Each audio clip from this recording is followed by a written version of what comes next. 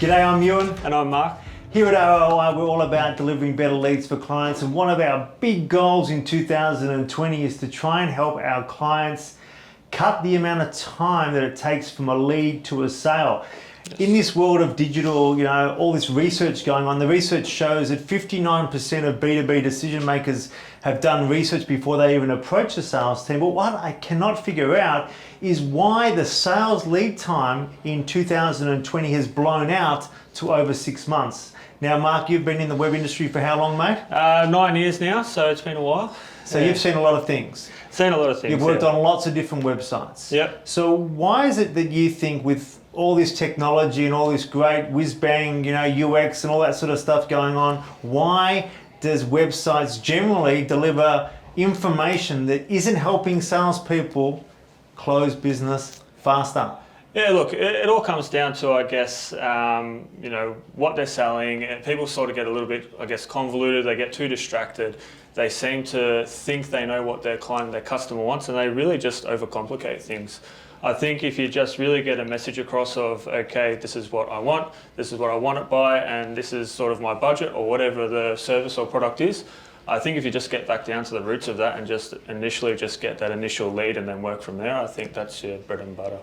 But it sounds straightforward. I mean, what you're saying is that, I walk into a supermarket in the real world, I find the right aisle, I see some products there, I make some choices, and then I inquire. So why isn't that working so well for so many businesses, and why do they get leads in all different shapes and forms and they quote and then customers ghost the sales team? What's going on?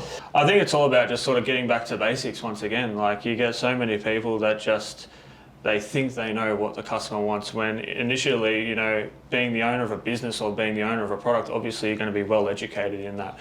Your customer and your client base isn't going to be educated in that. Now, that's a really good point. Yeah. So what you're saying is there's an assumption of knowledge. Do you see a lot of the time that businesses talk their language and they assume the customers know what they're talking about? That's it, and it's I guess a lot of your well-known businesses can get away with it because that comes up in everyday conversation. A lot of people understand things like clothes. They know what sizes they need, they know what colours they want when it comes to like shoes or food or anything. But when you're talking about things like skip bins, for example, an everyday Joe Blow like myself, who's recently moved into a house, wouldn't have a clue what size bin I'd need, what I'm allowed to put in it, whether or not I need to be home for him to deliver the bin.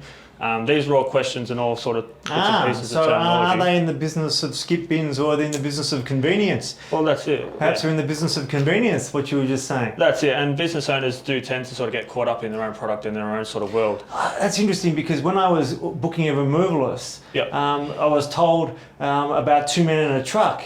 And I'm sitting there going, I don't know, like, how many men do I need? How many trucks do I need? So I suppose I'll get a quote and I'll go for the cheapest. That's it, yeah. And then that's the other sort of point, the follow-up from that. A lot of the times you go to book these things and there's 101 things already going on. You book this bin and you just get a simple little thank you page, no email confirmation. There's no real follow-up to that, and that's where, to your point initially of like a lot of people losing that lead, a lot of people becoming, okay, what next? The client thinks that they're going to hear from the business owner thinks that it's gone to some sales guy within their team, or it's with the client, they're waiting to get back to the business. It can get really, really clunky, and it's, funnily enough, a real simple solution. Now, Mark, you've worked on a pretty interesting project which we're going to share. The results are pretty incredible so far.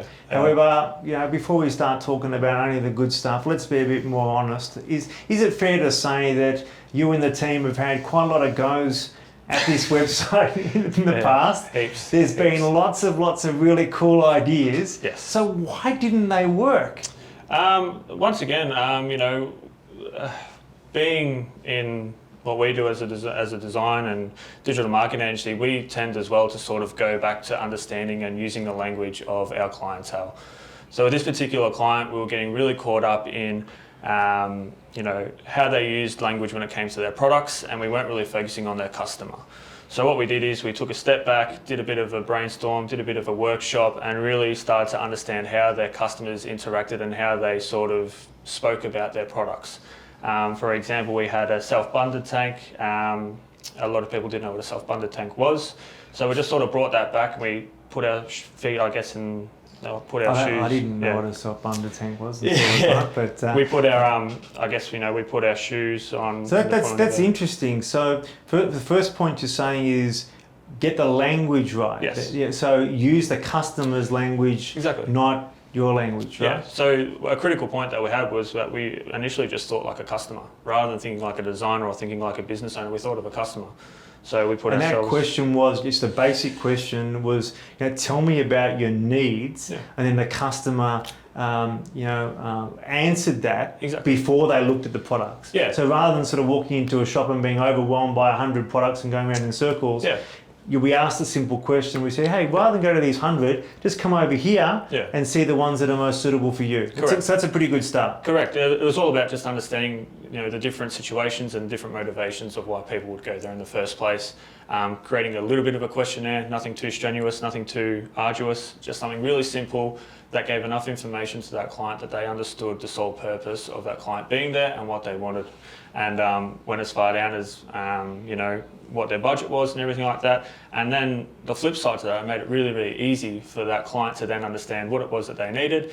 They knew what type of salesperson to send out to them or to reach out to them, and it became a really, really streamlined process.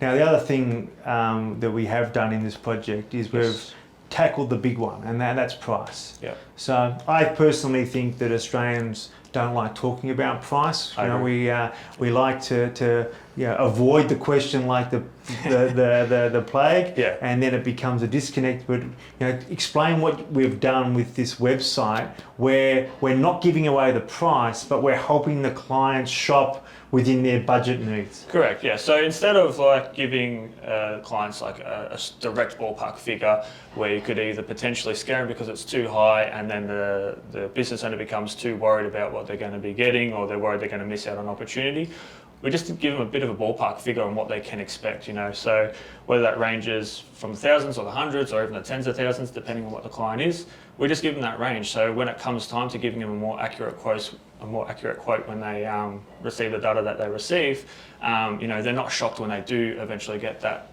quote and they get that figure. So we just give a ballpark figure. We then use that to their advantage when we actually. So we're basically helping the customer get to a short list, and then the salesperson can understand, at a deeper level when they get the lead, what the sort of short list is, and then that the salesperson can consult on the different options, and then the relativity of speed versus cost. Correct. Yeah. Exactly right. So basically, it's making everything more efficient for everybody, for the customer. And for the business as well. Yeah, and that's it. And with all the research and everything that we put into it, it was quite funny how it all just came down to just putting your shoes in that of a customer. Yeah. That was it. That was really the bread and butter of it. Well, the results are pretty amazing. We're going to share the results on the video. We are looking at a 5-fold increase at the moment in terms of leads and lead qualification within a period of 2 weeks. We're very, very confident that we have a breakthrough solution here. It's been a compliment to some great work that you've done. Thanks for sharing your insights today. Thank you very much. Appreciate it. Cheers.